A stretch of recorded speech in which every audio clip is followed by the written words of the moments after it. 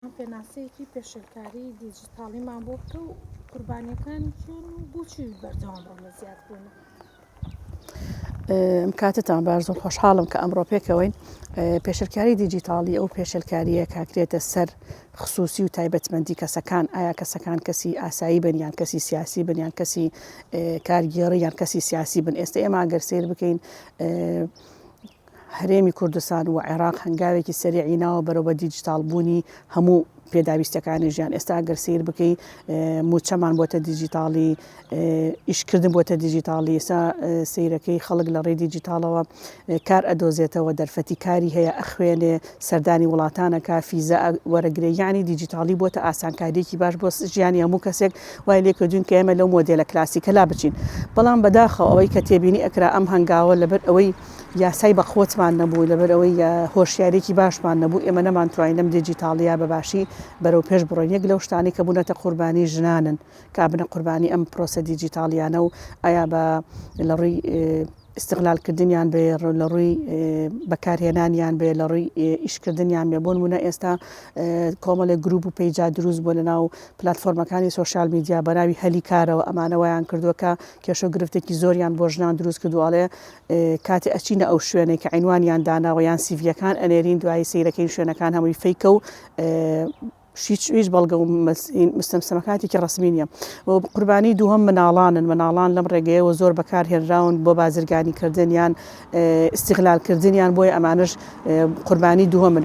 قوربانێکی ترمان هەیە کەسانی سیاسی، ئەو کەسە سیاسیانە سیرەکەی هەمیشە زەفەریان پێ ئەبرێ و بە بە هاکردنی ئەکاونتەکانیان، بە هاکردنی حساباتی بانقیان، بە کۆمەڵێک ئیجرئات. هەروەها ئێمە کۆمەڵێکی تریشمان هەیە ئەو ژنانەی کە ئەیانەوێ بگەنە پۆستی سیاسی یان لە ئاستێکی بەرزی ئیداریان، ئەمانش هەمیشە ڕوبەڕووی ئەو کێشەیە ئەبنەوە لەڕێی ئەم دیجیتالیەوە. و هەروەها ئێمە ئەوەشمان بیر نەچێ، ئێمە ئێستا زۆربەی خەڵک تووشی ئەو گرفتە بووە لە بانکەکان، تو حساب بانقیەکەت هەیە سیرەکەی لەولاوە گروپێکی تر هەیە، نامەیەکت بۆ نێرێ کاتێکە زانی کە تو حساباتەکەت ڕۆشتووە. بۆیە ئەمانە ئەو قوربانیانن، ئەو گرفتانن کە لەناو کۆمەڵگی ئێمە هەیە.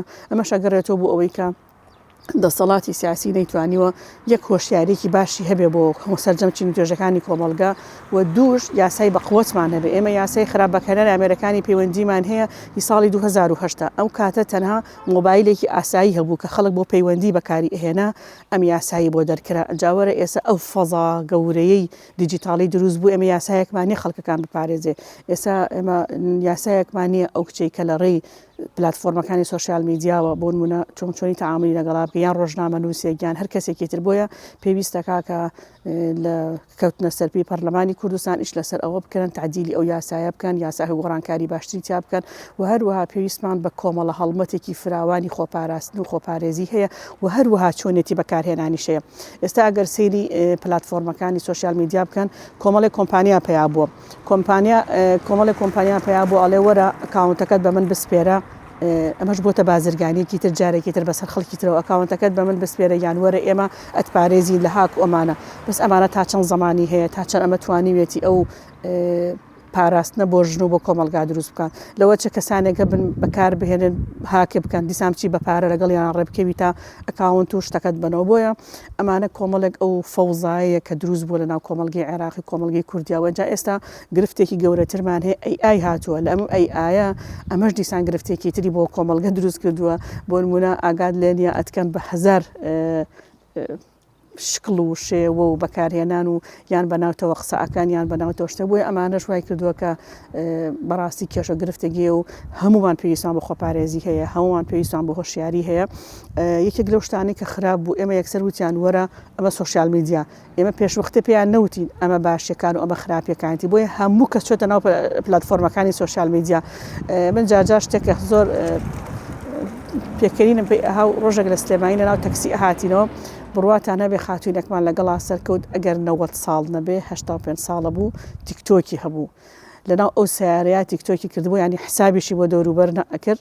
ڕێزم هەیە بۆی بەبستم وایە ینی ئەم ژنە دانیشت بوو بەبێ ئەوەی کە بزانێ ئەو لە شوێنێکی گشتیایە ئەو مافی ئەوەی نێ خەڵک ئیزعاج بکە ئەو مافی ئەنی لەوە چەم تیکتۆکە بۆ ئەم خراپ بێ کۆمەڵێک شتێتیا ڕووبە بۆیە دانیشت بوو سێ ڤیددیۆکانی کرد و پێ ئەەکەنی و بەسوێنی ژنێکی 85 ساڵ بەبێ هۆشیاری چۆتە ناو ئەم پلتفۆرمانەوە مناڵێکی بچوو هەر بە هەمان شێوە بۆی ئەمانە پێویستیان بە پاراستنەیە ڕۆڵی ڕێکخراوەکانی کۆمەلگەی مەدەنی گرنگە لە هۆشیارکردنەوە واروا ڕۆڵی وەزارەتی ناوخۆدام و دەستگاکان ڕاستە کۆمەڵی هێڵی گەرم دانراوە بەڵام لە پارێزگای هەڵبجیا بۆ منە لەوە چی ئەم هێڵانە زۆر تەفعیل نەبن و ئێمە سپاسی ئاسایشی شەکەین کە لە ناو هەموو بەڕێوەبەراتیەکانی ئاسایشە ژووری تاوان ئەلکترۆنیەکان هەیە ئەم ژوورە گرنگی خۆی هەیە تا ڕادەیەکی زۆر ئێمە توانیمانە تۆزێک ئاسایی بوونەوە بەوە هەیە خەڵک لەوە چه حەزەڕێ بکە لەوەی کە کەشف بێت چونکی ئەوان شارەزا و خەڵکی باشیانەیە کە توان ئەم بابەتە چارەسەرکەن ئێمە لێرەوە تەمەنای پاراستن و پارێزی بۆ سەرجەمچین و توێژەکانی کۆمەلگاکەین هیوادارین کەس ڕوبەڕووی هیچ کێشەوەگرفتێک نەبێ و حکوومەت هەوڵ بە پاراستنی باش بک بۆ کۆمەلگاکە و یاسای باشمان هەبێ هەمیشە یاساکان بۆ ڕێخستن و چاکردنی کۆمەلگەیە.